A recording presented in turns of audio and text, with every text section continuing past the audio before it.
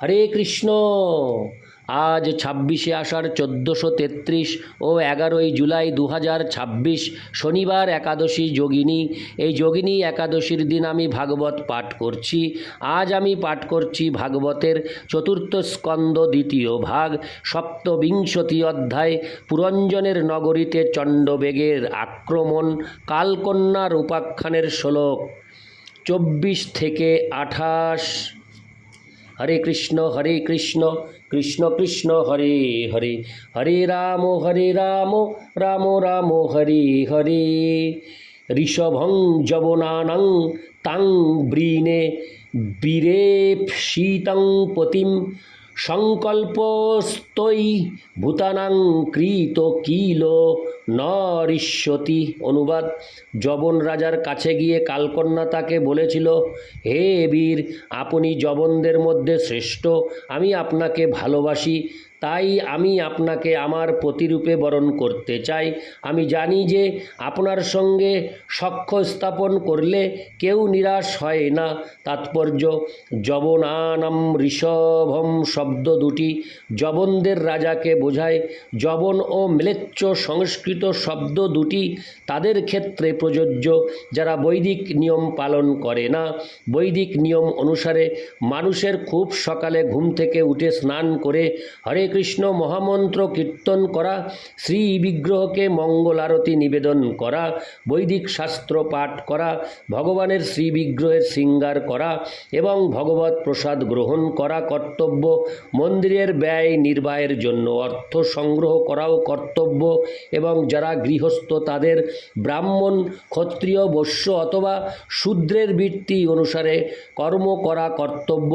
এইভাবে আধ্যাত্মিক উপলব্ধির ভিত্তিতে জীবন যাপন করা উচিত এবং সেটিই হচ্ছে বৈদিক সভ্যতা। যারা এই সমস্ত বিধিনিষেধগুলি অনুসরণ করে না তাদের বলা হয় যবন অথবা ম্লেচ্ছ।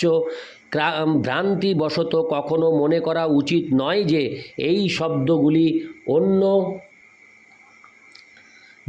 দেশের কোনো বিশেষ শ্রেণীর মানুষকে সূচিত করে। ভৌগোলিক সীমারেখার ভিত্তিতে কোনো প্রকার সংকীর্ণতার কোনো প্রশ্নই ওঠে না।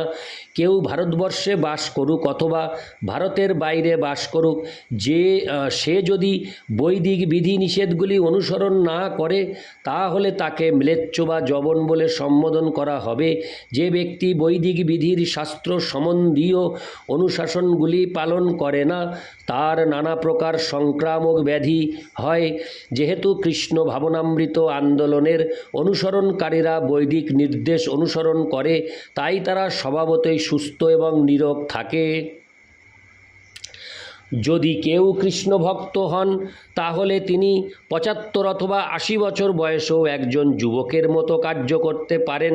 এইভাবে কালকন্যা কোনো বৈষ্ণবকে পরাভূত করতে পারেন না। শ্রীল কৃষ্ণদাস কবিরাজ গোস্বামী অত্যন্ত বৃদ্ধ বয়সে শ্রী চৈতন্য চরিতামৃত লিখতে শুরু করেন। তবুও তিনি শ্রী চৈতন্য মহাপ্রভুর লীলা সম্বন্ধে এক অপূর্ব সাহিত্য প্রদান করে গেছেন।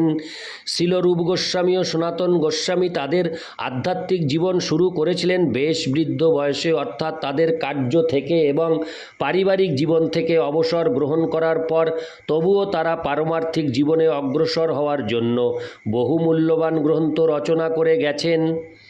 সেই কথা প্রতিপন্ন করে শ্রীল শ্রীনিবাস আচার্য শ্রী শ্রী ষড় গোস্বামীর অষ্টকে লিখেছেন, নানা শাস্ত্র বিচারণৈক নিপুণৌ সদ্ধর্ম সংস্থাপকৌ লোকানাং হিতকারিণৌ ত্রিভুবনে মান্যৌ শরণ্যাকরৌ। রাধাকৃষ্ণ হরে কৃষ্ণ পদারবিন্দ ভজনানন্দেন মত্তালিকৌ বন্দে রূপ সনাতনৌ রঘুযুগৌ শ্রীজীব গোপালকৌ। আমি শ্রী রূপ গোস্বামী, শ্রী সনাতন গোস্বামী, শ্রী রঘুনাথ ভট্ট গোস্বামী, শ্রী রঘুনাথ দাস গোস্বামী, শ্রী জীব গোস্বামী এবং শ্রী গোপাল ভট্ট গোস্বামী এই ষড়গোস্বামী বর্গকে আমার সশ্রদ্ধ প্রণতি নিবেদন করি, যারা অত্যন্ত দক্ষতার সঙ্গে সমস্ত শাস্ত্র বিচার করে সমগ্র মানব সমাজের কল্যাণের জন্য সদ্ধর্ম প্রতিষ্ঠা করে গেছেন। তাই তারা ত্রিভুবনে সম্মানিত হয়েছেন এবং তারা শরণ গ্রহণের যোগ্য, কারণ তারা ব্রজ গোপীকাদের ভাবে মগ্ন হয়ে সর্বদা শ্রী শ্রী রাধাকৃষ্ণের দিব্য প্রেমময়ী সেবায় মগ্ন। এইভাবে বার্ধক্যের পরিণাম জরা ভক্তকে বিচলিত করতে পারে না। তার কারণ হচ্ছে ভক্ত নারদ মুনির আদেশ এবং দৃঢ় সংকল্প অনুসরণ করেন।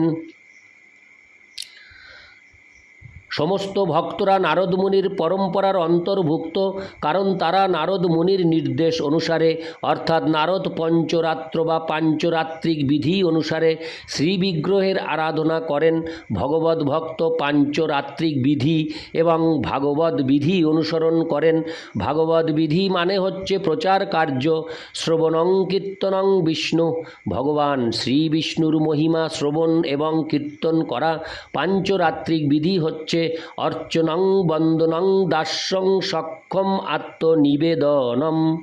ভক্ত যেহেতু নিষ্ঠা সহকারে নারদ মুনির নির্দেশ অনুসরণ করেন, তাই তার জরা ব্যাধি অথবা মৃত্যুর কোনো ভয় থাকে না। আপাত দৃষ্টিতে ভক্ত বৃদ্ধ হতে পারে, কিন্তু সাধারণ মানুষের মতো বার্ধক্যের লক্ষণগুলির দ্বারা তিনি পরাভূত হন না। তাই বার্ধক্য ভক্তকে সাধারণ মানুষের মতো মৃত্যু ভয়ে ভীত করতে পারে না। জরা যখন ভক্তের আশ্রয় গ্রহণ করে, তখন কালকন্যা ভক্তের ভয় হ্রাস করে। ভক্ত জানেন যে মৃত্যুর পর তিনি তার প্রকৃত আলয় ভগবদ্ধামে ফিরে যাবেন, তাই তিনি মৃত্যু ভয়ে ভীত হন না। তাই বার্ধক্য ভক্তকে হতাশ করার পরিবর্তে নির্ভর হতে সাহায্য করে এবং তার ফলে তিনি সুখী হন। ইতি শ্লোক 24। হরে কৃষ্ণ কৃষ্ণ কৃষ্ণ হরে হরে, হরে রাম রাম রাম হরে হরে। হরে কৃষ্ণ।